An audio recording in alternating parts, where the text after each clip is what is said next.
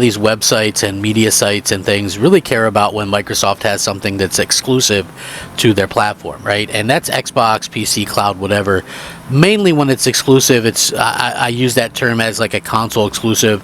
It's not going to be available on something else. And it was so funny to me because I saw that GameSpot was running this weird article and they were posting about it on Twitter. And what was funny about it was the way that they kind of phrased it. I thought was very much an interesting way to do it, which was, this is how it says: amid Xbox exclusivity concerns, Hi-Fi Rush dev says it didn't shelve any platforms after acquisition. So again, listen to this for a second. Amid Xbox exclusivity concerns. Okay, when have you ever, or when would you ever hear something like that about PlayStation or Nintendo? Could you imagine this? Amid PlayStation exclusivity concerns, Square talks about Final Fantasy 16 not going to Xbox or whoever else, right? Like, amid Nintendo exclusivity concerns. Like, why is nobody ever fair with these things? Why is it always such the way that it is? I don't understand. And some people, right, will still refuse to believe that there is some sort of bias or nature against Xbox, and that to me is quite unbelievable. You know, we see this. And the other thing that I kind of want to point out is, depending on which media site it is, or gaming media site, and people go, oh, well, there's no bias, there's no nothing, you can actually look into this and look, like for IGN, for instance, right?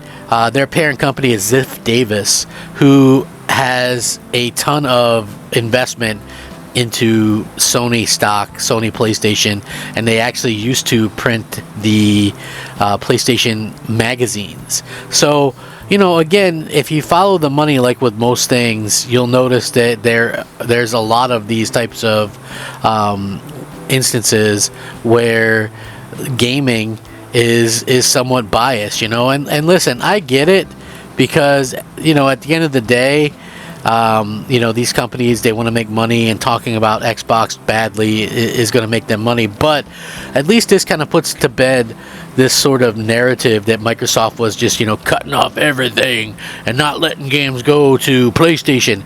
So Hi-Fi Rush ended up being one of the biggest surprises of all time when it shadow dropped on Game Pass earlier in the year. But if Microsoft had never acquired Bethesda, it seems like there might have been a chance that it skipped Xbox entirely. Speaking to GameSpot, Hi-Fi Rush game director John Johannes revealed that the platforms were undecided prior to the acquisition, and therefore the decision was much easier to make when the takeover went through. The team was undecided on platforms right as this was happening, and then it was like, okay, Xbox, that was easy. It's not that we had something working and we just shelved it or anything like that.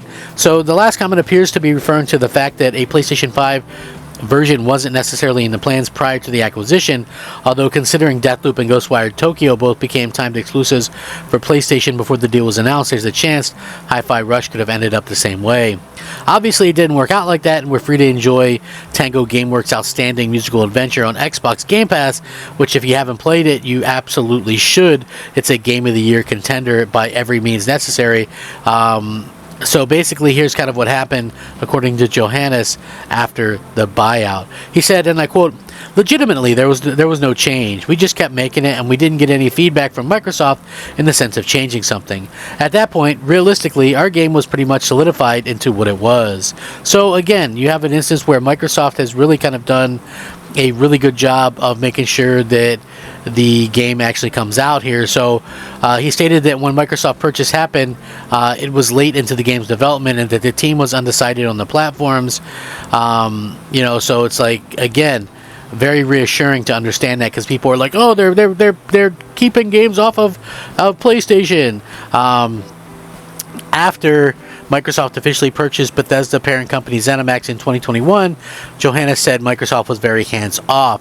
The only hurdle that Tango Gameworks faced with Microsoft was finding a good time to release it so it doesn't overlap with other titles. Johannes then explained how being on Game Pass was great for the team, because the game was completely different than anything they'd ever done before, since the game was a surprise launch day one on Game Pass, it helped the team because players didn't want to spend time thinking about ways to hate on it or nitpick it or small things. And this is exactly what I was saying. I absolutely said that this is exactly why it was a smart thing to do. And people were like, oh, well, they would have made so much more if they would have hyped it up and did this and this and this. And I'm like, no, they wouldn't have. If they would have announced this game and then said it's coming out in 5 months, everybody would have nitpicked it and made fun of it. Oh, it's a cartoon type game, it's going to suck, it's this, it's that. Instead, nobody really had anything to say about it because everybody was too busy trying it. And then they're trying it and they're like, oh man, this is really awesome. It's a game of the year contender or whatever. That's exactly what it comes down to. And now what we're looking at is the fact that Microsoft gets finally some reaction and some play for what they're able to accomplish and kind of get this game out, and people are like not enjoying the fact that Microsoft has exclusives. It's kind of weird to me that's a thing. And then even in this article it says, as of late there's a lot of discourse around Microsoft keeping games exclusive to Xbox. Late last year Microsoft had pledged to keep Call of Duty multi-platform if the Activision Blizzard deal goes through, but the FTC trial raised some concerns, such as how Microsoft's Bethesda acquisition led to games such as Starfield being console exclusive. But again, it's sort of a weird flex to me that they would think it wouldn't be exclusive, right? I mean, when Sony bought Insomniac, do we sit there and go, well, are all their games going to be exclusive? When they bought Sucker Punch, did people question them? When they bought Jade Raymond Studio, did people go, oh, well, was that game going to be multi-plat? Right before, was it? Like, again, this is something that nobody seems to really talk about, and I find it to be kind of utterly ridiculous and pretty disheartening as a fan, because Microsoft has done a really good job, in my opinion, of making sure that we all have content to play, varied content, and that's exactly what they've been able to kind of accomplish so far. So I love the fact that they've been able to kind of grow Game Pass and grow Xbox into what it is, which has been very successful. Does that mean that everything's perfect and things like that? No. Obviously we have a lot of these things still happening, and gaming is forever changing.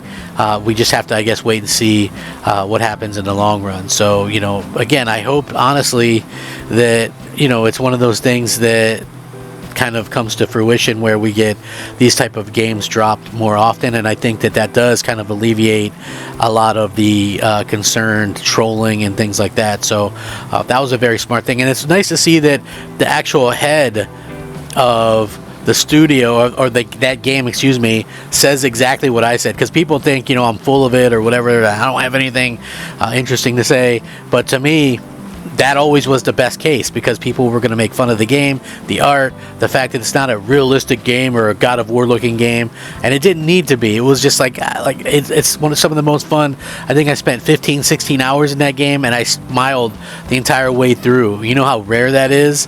Like, it's just such a fun game to enjoy, and so happy for the success of that. So anyway, I'll link this. You guys can check it out. Let me know what you guys think. Do you think there's like a unevenness when it comes to these things, when it comes to Xbox, PlayStation? Let me know. Thanks for watching. Rack 'em up. Crapgamer out.